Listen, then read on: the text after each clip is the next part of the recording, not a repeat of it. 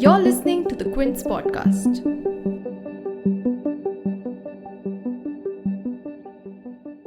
If you're gasping for breath after the whirlwind of developments that took place in the ongoing political drama in Maharashtra over the weekend, then you've come to the right place. Here I am, Vishnu Gopinath, your host for the Big Story podcast, and together we're going to decode everything that's been happening in the state and to tell you what to expect next.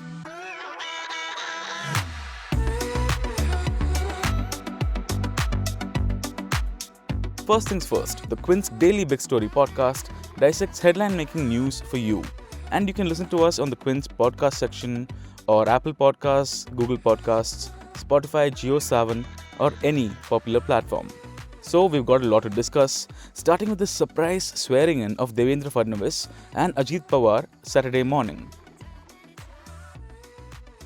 So we've got a lot to discuss today, starting with the surprise swearing-in of Devendra Fadnavis and Ajit Pawar on Saturday morning, the Pawar family's power equation, the legal battle that's unfolded in the Supreme Court, and finally the actual big question, which is when will Maharashtra get a fully functional government? So the latest from Maharashtra is that the Supreme Court will order on the 26th of November, which is Tuesday, whether they need to order a floor test in the Maharashtra's government formation drama. But let's start where it all began. The weekend began with a bang, with a surprise swearing-in ceremony at 8 in the morning on the 23rd of November. The BJP's Devendra Fadnavis as the Chief Minister of Maharashtra and the NCP's Ajit Pawar as his deputy. Just less than 12 hours earlier, it seemed that Shiv Sena, NCP and Congress had finally reached a consensus on forming the government with the Shiv Sena's Uddhav Thackeray as the Chief Minister. Pre-poll allies BJP and Shiv Sena's relationship has been in a downward spiral for a while now. So, is this episode the final nail in the coffin? I'm going to ask the Quint's political editor, Aditya Menon, to answer this for us.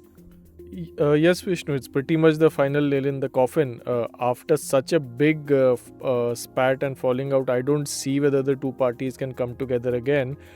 Things have been bad between the two ever since Narendra Modi came into the scene at the national sphere, and Shiv Sena didn't quite enjoy a very good equation with Modi.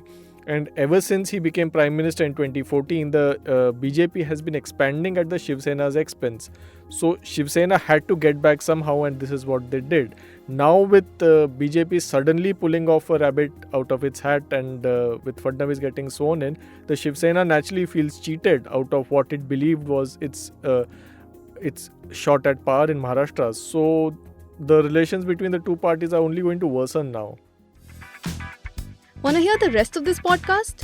Check out the link to the full episode in the description below and follow the Quint on Apple Podcasts, Google Podcasts, Spotify, JioSaavn and all other platforms we are on.